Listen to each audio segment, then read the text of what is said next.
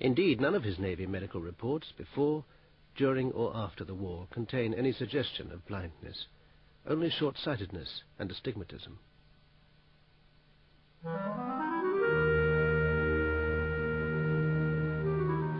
After the war, Hubbard went to Hollywood.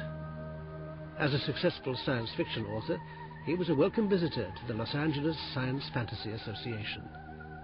Its members recalled there was one power over the mind he undoubtedly did possess: hypnotism. Ron Hubbard came to our club, and he hypnotized all of the members except me. I wanted to remain in present time and watch what was going on. And I remember it was fascinating. He told one boy that he had a little kangaroo in the palm of his hands, and the boy was going all around showing everybody his little kangaroo that was hopping around.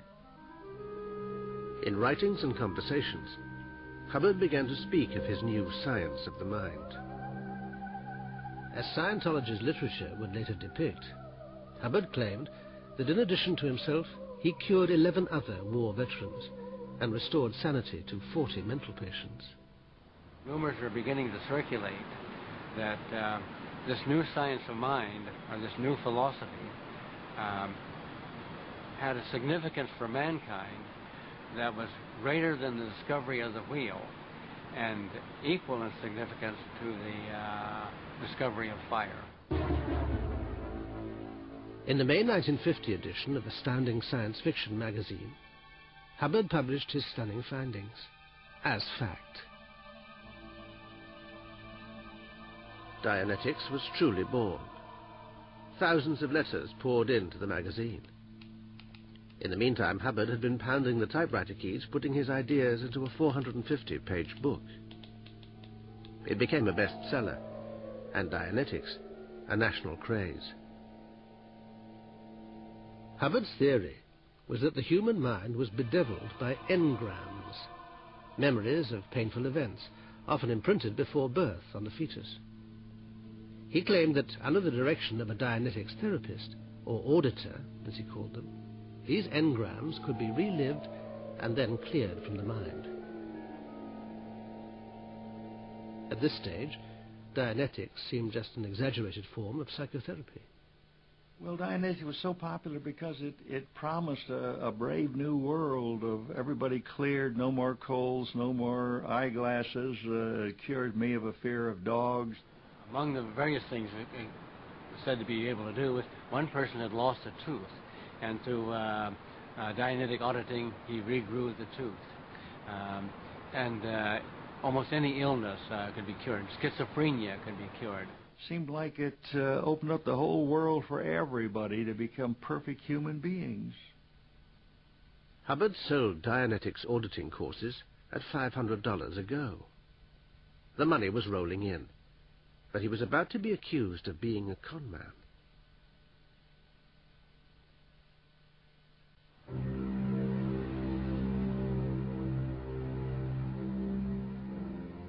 With his book, Dianetics, a bestseller, Ron Hubbard was America's new guru. In August 1950, at a lecture hall in Los Angeles, he presented to a crowd of 6,000 the first person to be what he called a clear. She was a student called Sonia Bianca. As a clear, she was supposed to have total recall. So various members of the audience called questions at her. Could she remember what was said on page 217 of her physics textbook? She couldn't. Could she remember what she had for breakfast on the morning of August 17th, 1946? She couldn't. Then various people called out for Hubbard to turn his back on her and see if she could remember the color of his tie. She couldn't. And so that was, at that moment, the whole business sort of collapsed. People started leaving the auditorium. Suddenly, Hubbard was in trouble. He was accused of being a con man, and Dianetics a form of hypnotism, a technique at which he was so expert. He recruited a bright young PR woman, Barbara Kay, to repair his damaged image.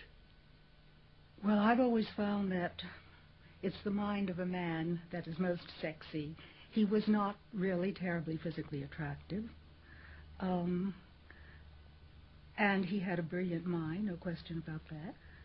And I surely thought this was a man who was interested in marrying me and whom I might be interested in marrying.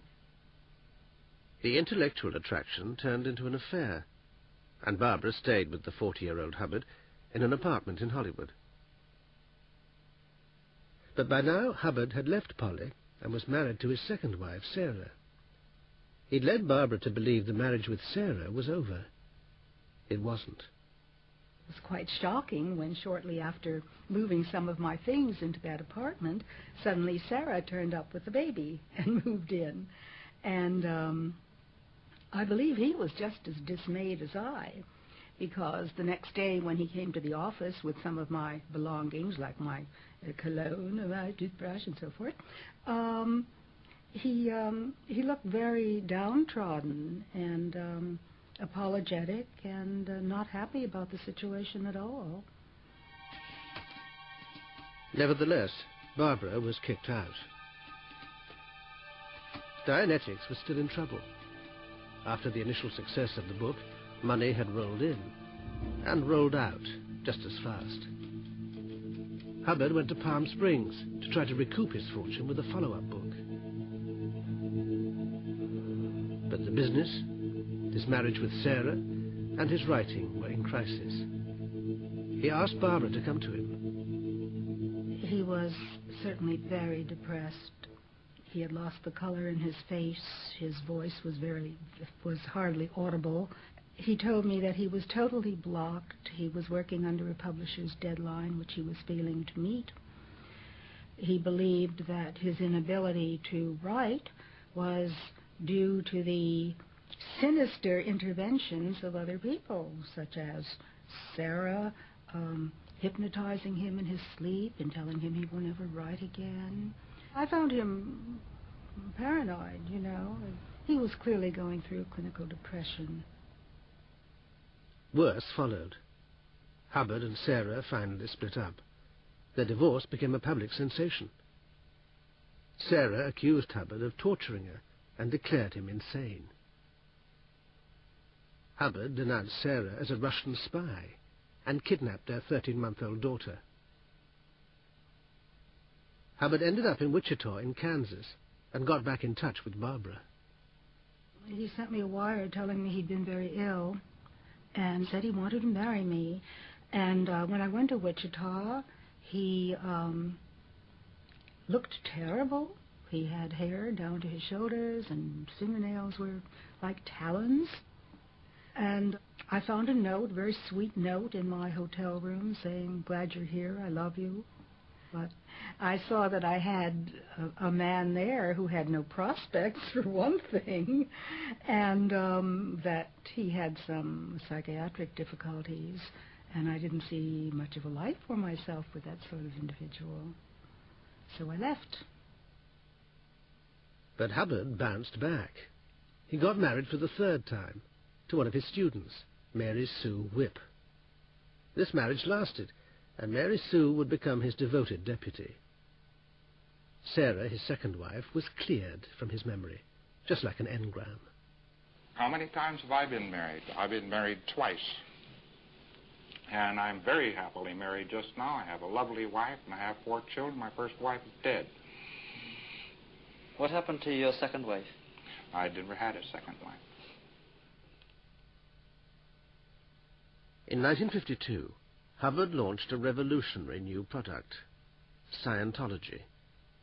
Dianetics originally covered this life only, but in a new book, Scientology, A History of Man, Hubbard revealed that wasn't enough. Human bodies were in fact inhabited by immortal souls, or thetans, going back to primeval times.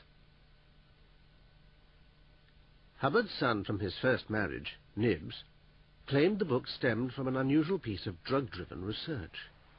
LRH gave his son Nibs some amphetamines, and Nibs started talking, he said. Started really talking fast, speed.